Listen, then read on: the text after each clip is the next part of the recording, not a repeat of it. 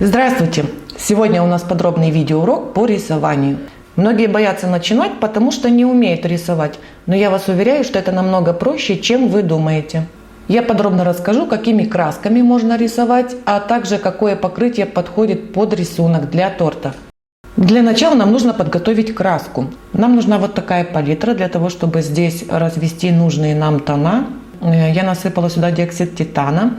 Диоксид титана либо белый кондурин позволяет нам делать краску матовой и более плотной, поэтому она меньше скатывается на креме. Нужна вода. Черный я взяла гелевый, потому что сухого у меня нету. Здесь у меня нежно-розовый и голубой. Также нам нужны кисточки разного размера, тонкие, толстые. И вот этим инструментом им набираю сухие красители. Перед рисованием нужно подготовить краску, то есть развести в нужные тона. Вот сразу набираю диоксид титана, выливаю чуточку воды, чуток голубого добавляю и черный краситель. И теперь все хорошенько нужно смешать. Это у нас будет темно-серый, почти черный. Теперь из этого черного я делаю немножко светлее. Нам нужен светло-серый. Немножко отбираю, добавляю еще диоксида титана, чтобы он стал светлее, и чуток воды добавляю. Теперь все хорошенько перемешиваем. Диоксид титана не растворяется сразу, поэтому нужно хорошенько перемешать. Как раз хороший оттенок будет для медвежонка. Теперь развожу розовую пыльцу. К ней я уже не добавляю диоксид титана, потому что она сама по себе уже матовая получается. Так, я вот тут смотрю, мне кажется, что она будет слишком бледная, поэтому мне еще нужно добавить чуток яркого, глубокого розового. Добавлю буквально немножко и домешаю, посмотрим как. Вот у нас получился более яркий розовый, но этот как раз подойдет. Для рисования мы используем только стабильный крем. В данном случае у меня ганаш, это шоколад, масло, желатин и немного сливок. Крем должен быть плотным, а также в холодильнике хорошо затвердевать, чтобы вообще была возможность рисовать. Для рисования используем холодный торт только что из холодильника. Я сама по себе не очень хорошо рисую, поэтому я буду срисовывать.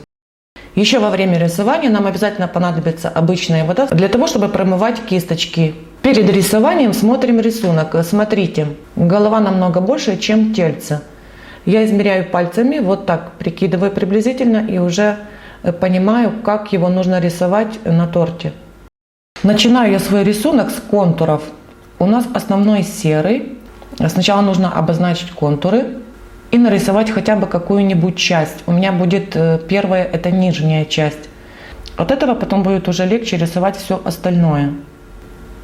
Смотрите, во время рисования с этими красками, которыми мы работаем, кондурин либо диоксид титана оседает на дно, поэтому краску нужно время от времени смешивать, чтобы она все время оставалась матовая.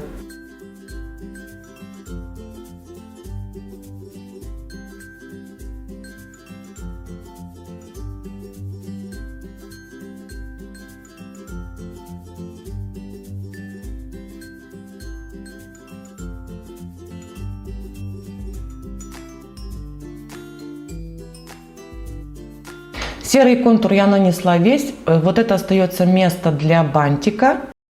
И теперь нужно обязательно промыть кисточку и набираем розовую краску. Не забывайте хорошо смешивать, чтобы краска была матовой.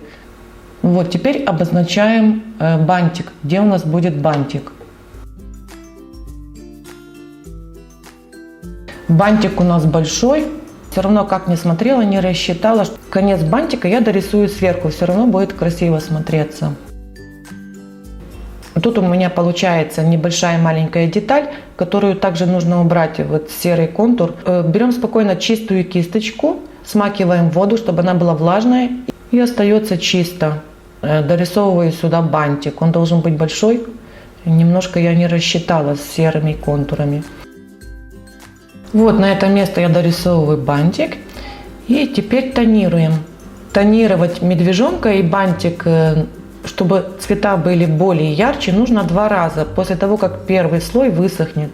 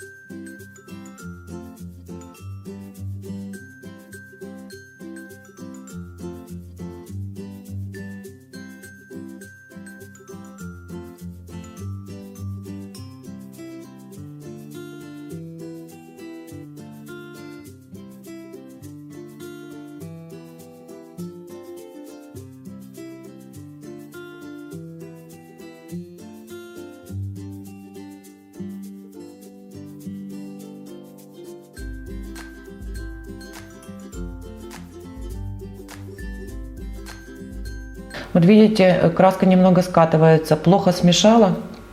Диоксид титана осел и сверху как бы вода. Но ничего, это все сейчас исправится. Вот все потеки, которые у нас есть, мы сейчас растушуем. Мы сейчас их уберем с помощью другой влажной чистой кисточки.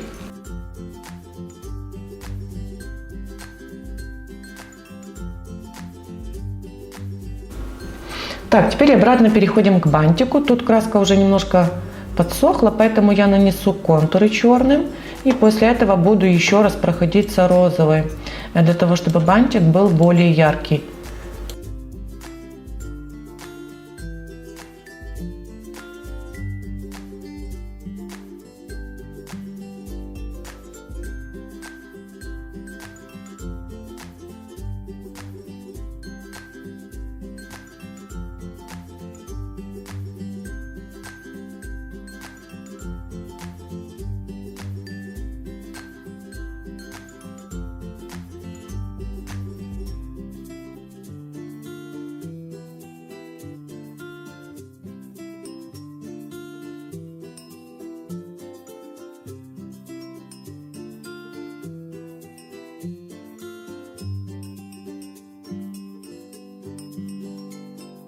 Вроде как бы все, медвежонок почти готов, и теперь осталось нарисовать самое главное – мордашку медвежонка.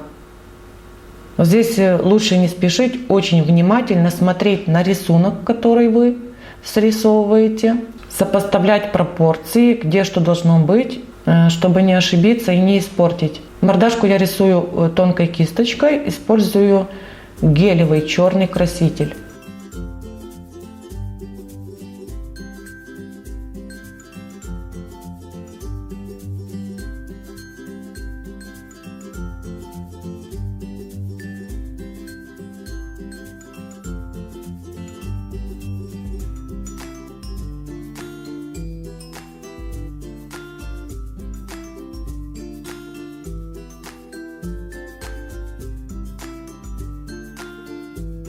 Осталось только немножко оживить медвежонка. Беру белый гелевый краситель и также тонкую кисточку и делаем белые блики на носике и на глазках.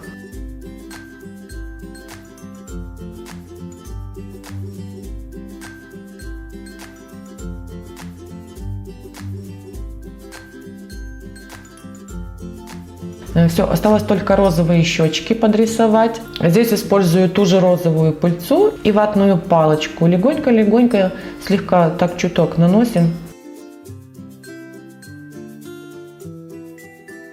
Все, наш медвежонок готов. На этот рисунок я потратила всего 1 час и 10 минут. Такие рисунки сами по себе смотрятся очень эффектно, но по желанию можно добавлять другие элементы декора из мастики или шоколада и формировать себе красивый торт по дизайну. Наш урок закончен. Не забывайте писать свои комментарии, свое мнение, это всегда очень важно. На этом говорю всем пока, до следующего выпуска.